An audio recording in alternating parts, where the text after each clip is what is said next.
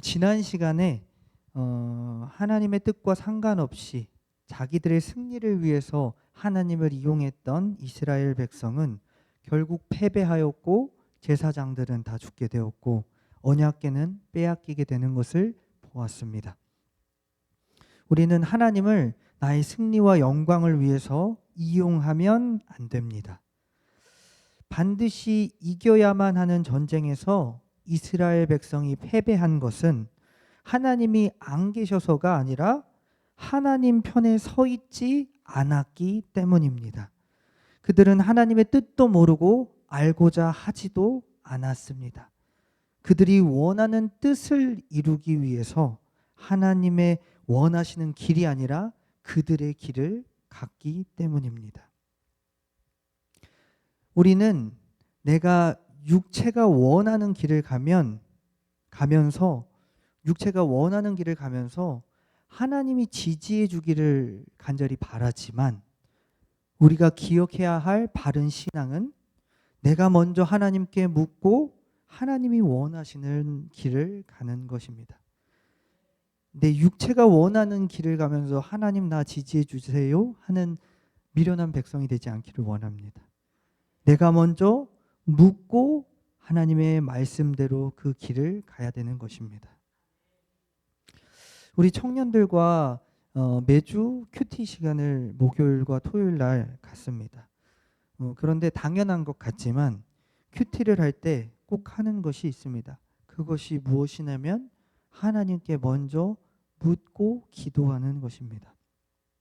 하나님 오늘도 우리에게 말씀하옵소서. 저희는 기도합니다. 그러면 어김없이 하나님은 그 시간에 하나님의 말씀으로 함께하여 주시고 은혜를 더하여 주십니다. 하나님은 살아계십니다. 하나님은 정말 살아계십니다. 우리는 먼저 그분의 뜻을 묻고 찾아야 합니다. 내가 원하는 게 있을 수 있습니다. 그리고 그걸 구하지 말라는 것도 아닙니다. 그런데 우리는 내가 원하는 것보다 하나님이 원하시는 것을 먼저 찾아야 합니다. 하나님의 뜻을 구하는 것이 바른 신앙의 태도이고 가장 바른 기도의 자세입니다. 그것이 바로 우리 예수님의 기도셨기 때문입니다. 그러나 나의 원대로 마옵시고 아버지의 원대로 하옵소서. 이것이 바른 기도입니다. 이곳에 우리 고3 청년이 될 예비 청년들이 있습니다. 이제 진로를 정해야 됩니다. 그리고 여러분들이 원하는 것들이 있을 수 있습니다. 기도하십시오. 하나님께 기도해야 합니다. 그런데 오늘 말씀처럼 제 뜻대로 마시고 하나님의 뜻대로 하옵소서 기도하기를 원합니다. 예수님처럼 기도하기를 원합니다. 그러면 살아계시고 인격적이신 하나님께서 진실하고 인격적인 여러분의 믿음의 기도에 응답해 주실 것입니다. 우리의 당장의 눈에는 사실 보이진 않습니다. 여러분들이 기도한다고 당장 내 눈앞에 그 기도의 응답이 잘 보이지는 않습니다. 그런데 하나님께 기도하고 하나님의 뜻대로 길을 가다 보면 돌아보았을 때 하나님의 은혜를 여러분들은 보게 될 것입니다. 하나님은 우리의 진실한 믿음의 기도에 반드시 응답하십니다. 이 믿음을 놓지 않기를 원합니다. 그리고 기도하십시오. 그런데 어찌 이게 우리 고3 학생들만의 말이 되겠습니까? 성도님들과 이곳에 모인 모든 여러분들께서 여러분들이 가시는 그 길에 의심이 든다면 잠깐 멈추시고 하나님께 여쭈어봐야 합니다.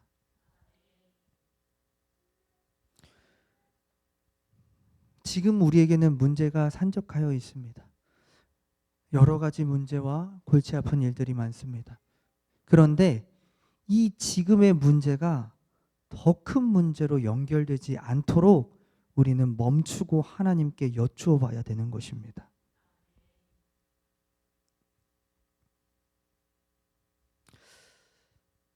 하나님께서 개입하여 주시기를 지금 요청해야 합니다.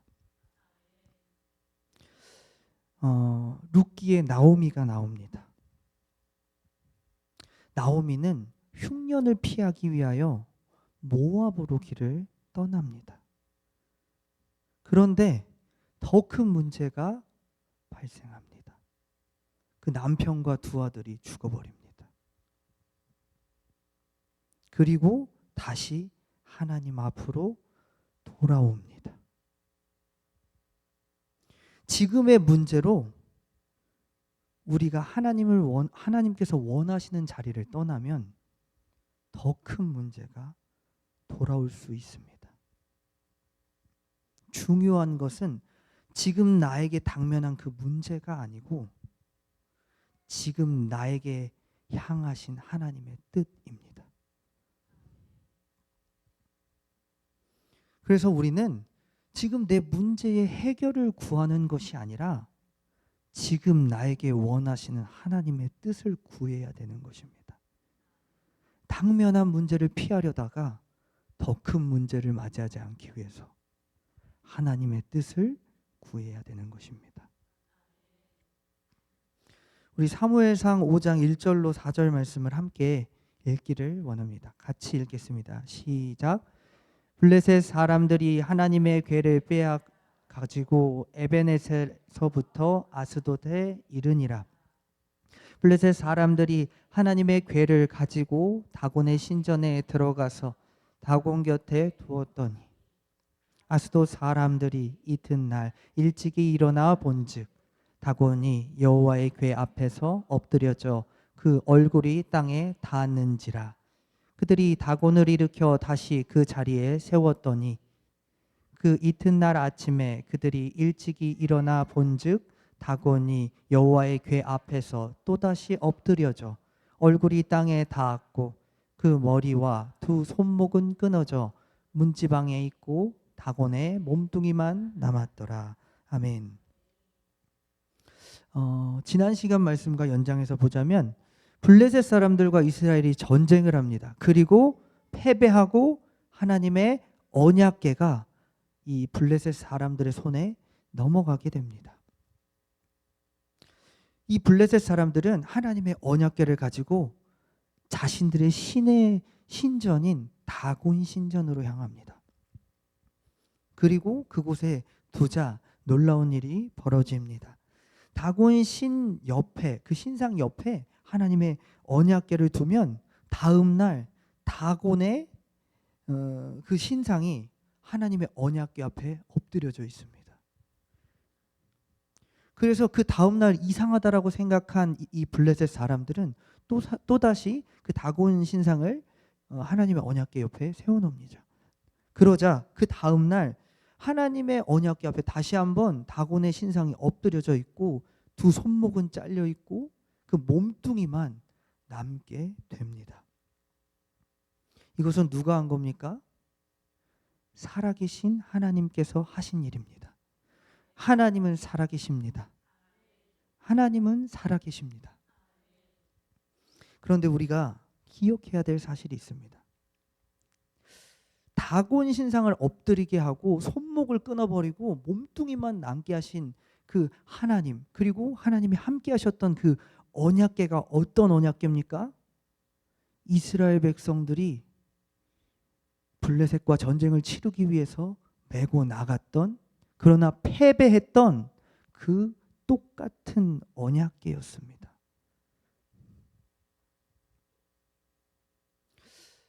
언약궤의 핵심은 그 언약궤 자체가 아닙니다. 하나님이십니다. 하나님이 함께 하시지 않으면 하나님의 언약궤일지라도 아무런 능력이 없는 나무 상자가 되어버립니다. 하나님이 함께 하실 때 하나님의 언약궤가 되는 것입니다. 실패한 사람들, 예수를 믿는 사람들 중에 실패한 사람들은 살아계신 하나님을 의심합니다. 그런데 사실 실패할 때 우리는 하나님이 아니라 우리를 돌아봐야 되는 것입니다. 하나님의 능력이 없어서가 아니라 주의 이름으로 일컫는 우리가 하나님 편에 서 있지 않는지, 하나님과 함께하고 있지는 않는지 돌아봐야 됩니다. 내가 원하는 것을 이루기 위해 하나님을 이용하고 있는 건 아닌지 우리는 우리 자신을 이 실패 가운데 돌아봐야만 하는 것입니다. 이스라엘 초대왕 사울은 처음부터 버림받았던 왕이 아니었습니다. 그는 아주 왕다운 사람이었습니다. 외모는 준수하였고 키는 이스라엘 모든 백성들 어깨 위에 하나 더 달려있는 것처럼 키가 매우 컸습니다. 그리고 그는 그의 아버지가 걱정할까 봐 아버지를 위해서 집에 일찍 돌아가려고 했었던 효자였습니다. 또 하나님 사람 앞에 나아갈 때 묻고 감사함으로 예물을 드릴 수 있는 예의와 질서가 있는 사람이었습니다. 그리고 마지막으로 그는 사무엘이 너는 누구냐라고 물어봤을 때 저는 이스라엘 지파 중에 가장 작은 지파인 베냐민 지파에서도 가장 작은 가문의 사람입니다 라고 자신을 겸손하게 표현했던 아주 겸손한 사람이었습니다. 이렇게 겸손할 때 하나님은 그를 왕으로 세우셨습니다. 그런데 왕이 되자 사울은 달라집니다.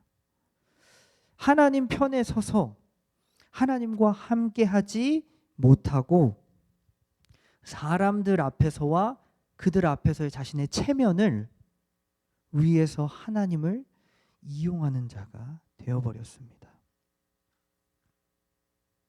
블레셋과의 전쟁이 일어났습니다.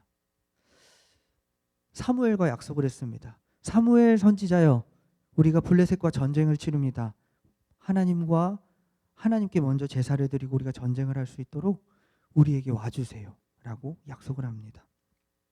그런데 사무엘이 늦게 옵니다. 사무엘이 늦게 오자 더 충격적인 사실은, 사무엘을 간담이 높게 하는 사실은 뭐냐면 사람들이 흩어집니다. 전쟁을 치러야 되는데 사무엘은 오지 않고 하나님께 제사는 못 드리고 모여있던 사람들마저 흩어지기 시작합니다. 그런데 이 기간이 성경에 뭐라고 나와 있냐면 1의 7일을 말합니다. 사무엘 선지자가 7일 동안 안 오는 것입니다. 사무엘이 오지 않자 사람들이 흩어지는 모습을 본 이 사울은 안 되겠다 싶어서 자신이 하지 않아야 될 제사를 하나님께 드립니다. 그리고 하나님께 버림을 받습니다. 한 문장으로 말하자면 사람을 보고 하나님을 버렸기 때문에, 하나님의 말씀을 버렸기 때문에 그는 버림을 받은 것입니다. 두 번째 전쟁이 또 일어났습니다. 이번엔 블레셋이 아니라 아말렉입니다. 하나님께서는 사울 왕에게 아말렉을 멸절하라 라고 말합니다. 그런데 사울은 아각 왕을 살려둡니다. 그리고 아주 살찌고 보기 좋은 탐스러운 짐승들도 살려둡니다. 그리고 난 다음에 하나님의 말씀을 버렸으므로 그도 버림을 받게 됩니다. 그런데 이 놀라운 또 사실이 있습니다. 그가 버림받는 그 순간에 사무엘에게 간청합니다. 장로들과 이스라엘 백성들 앞에서 나를 높여서 하나님께 경배하자라고 사무엘에게 간청을 합니다. 하나님이 널 버렸다니까? 하나님이 널 버리셨어 라고 하는 그 말씀 앞에서도 그는 자기의 체면을 챙기고 있는 것입니다. 장로들과 이스라엘 백성 앞에서 나를 쪽팔리게 하지 마세요. 나의 체면을 좀 지켜주세요. 나와 함께 하나님께 버림받았다라고 말하지 말고 예배 함께 드려주세요 라고 사무엘은 말합니다. 사무엘은 자신이 당면한 문제 가운데서 항상 사람을 잡습니다. 그리고 하나님을 놓칩니다. 그래서 안타까운 왕이 되었습니다. 그런데 우리는 아닌지 돌아봐야 합니다.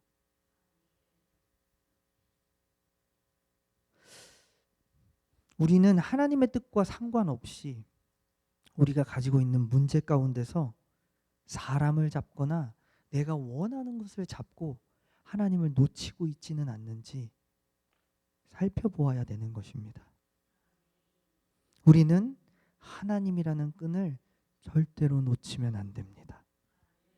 왜냐하면 하나님은 우리 인생의 전부이기 때문입니다. 대학원에서 수업을 듣는데 신학대학원에서 기독교 심리학에 대해서 배우고 있습니다. 그런데 거기서 재미있는 사실을 하나 알았습니다. 그게 무엇이냐면 이 세상의 학문인 심리학에서는 죄를 인정하지 않습니다. 그리고 다루지도 않습니다. 그렇기 때문에 그들은 영적인 문제를 치료할 수가 없습니다. 그러나 우리 기독교와 이 심리학을 접목한 기독교 심리학에서는 영적인 문제를 정확하게 죄를 지적합니다. 그리고 그것을 해결하는데 그 해결책이 무엇이냐면 하나님과 하나님의 말씀입니다. 하나님의 말씀과 함께하고 하나님과 함께하면 반드시 해결할 수 있습니다. 하나님이 함께 하시면 됩니다. 우리는 그렇기 때문에 매일매일 하나님의 말씀과 함께 해야 하는 것입니다. 그러면 우리는 반드시 바뀌게 되어 있습니다. 나도 안 바뀌는 나의 이 모든 그 불편하고 하나님 앞에 걸리는 것들이 바뀌게 되어 있습니다. 우리는 인생 역전 한 방을 꿈꿉니다. 근데 그 한 방이 문제입니다, 여러분. 인생은 한 방 같지만 한 방이 아닙니다. 사울은 한 방의 왕이 되었지만 한 방에 버림받았습니다. 한 방이라는 헛된 꿈 꾸지 않는 성도님들 되시기를 원합니다. 신앙은 한 번으로 완전한 거룩을 이루지 못합니다. 그런데 우리는 이걸 꿈꿉니다. 하나님 이 기도 한 번에, 하나님 이 예배 한 번에. 근데 그렇게 되지 않습니다. 그래서 우리는 넘어지고 또 자책합니다. 우리가 기억해야 될 것이 있습니다. 그것이 무엇이냐면 인생은 끊임없이 죽을 때까지 하나님 앞에 기도와 말씀과 예배로 엎드리는 것입니다. 그럴 때 하나님과 함께할 수 있게 만들어져 있습니다. 우리는 돈과 명예와 또 신앙도 한 방을 찾지만 그것은 불가능합니다. 하나님과 동행하였던 하나님의 사람 모세와 하나님을 너무 사랑하고 앙망했던 이스라엘 백성들은 출애굽기 33장 7절에서 10절 말씀에 우리 함께 읽어보기를 원합니다. 같이 읽어보겠습니다. 시작. 모세가 항상 장막을 취하여 진 밖에 쳐서 진과 멀리 떠나게 하고 회막이라 이름하니 여호와를 앙모하는 자는 다 진 바깥 회막으로 나아가며. 여기까지요. 6절 말씀 다시. 네. 7절인가요? 네, 7절 말씀. 모세가 그는 항상 장막을 취하여 진 밖으로 나갑니다. 그리고 그것을 회막이라고 이름합니다. 그리고 여호와를 앙모하는 사랑하는 그들도 함께 나아갑니다. 8절. 제가 읽으면서 하겠습니다. 모세가 회막으로 나아갈 때 백성들이 다 같이 일어납니다. 하나님을 앙모했던 백성들. 그리고 문에 서서 들어가는 것까지 모세가 그 회막으로 들어가는 것을 바라봅니다. 9절. 그리고 회막에 들어갔을 때 하나님이 임재하십니다. 구름 기둥이 내려서 여호와께서 모세에게 말씀하십니다. 다음, 이 모든 백성들이 구름 기둥이 서는 것을 보고 다 같이 일어나 각기 장막문에 서서 예배합니다.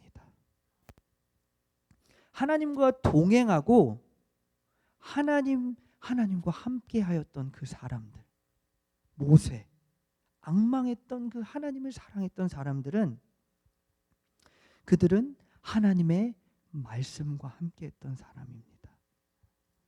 그리고 그들은 하나님을 예배했던 사람입니다. 기도했던 사람입니다.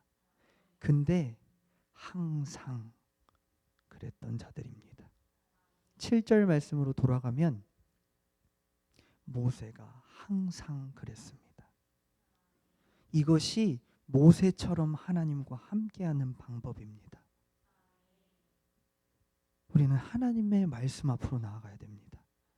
하나님께 기도하는 자리로 나아가야 됩니다. 그리고 하나님을 앙망했던 그들처럼 우리는 함께 모여 하나님을 예배해야 되는 것입니다. 한 방은 없습니다, 여러분. 이것이 인생입니다. 하나님을 믿는 인생은 이렇게 모세처럼 살아가는 것입니다. 중요한 것은 미약하고 유약하고 약한 우리가 영원하신 하나님과 연결되는 것입니다. 그 연결은 말씀과 기도와 예배 가운데 이루어집니다. 우리 삶에 날마다 답답한 내 심령, 또 죄짓는 나, 좌절하고 넘어지는 자책하는 나, 이 나를 성화하는 것은 하나님의 말씀과 기도와 예배로 이루어집니다. 우리의 삶은 그렇게 거룩하게 바뀌어갑니다. 우리 이 시간 하나님 앞에 엎드립시다.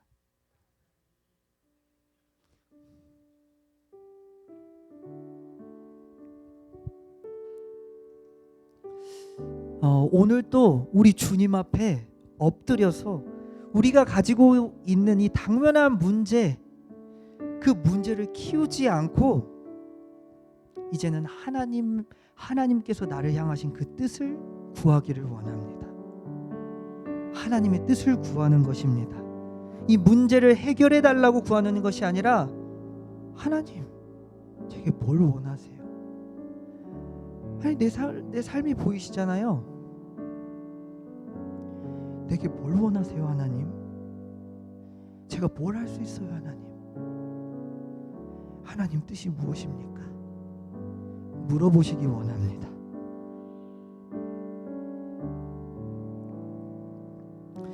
이 시간 우리 하나님께 연결되는 시간 되기를 원합니다. 우리 주님 3번 부르면서 하나님의 뜻을 구합시다. 주여 삼창하시겠습니다. 주여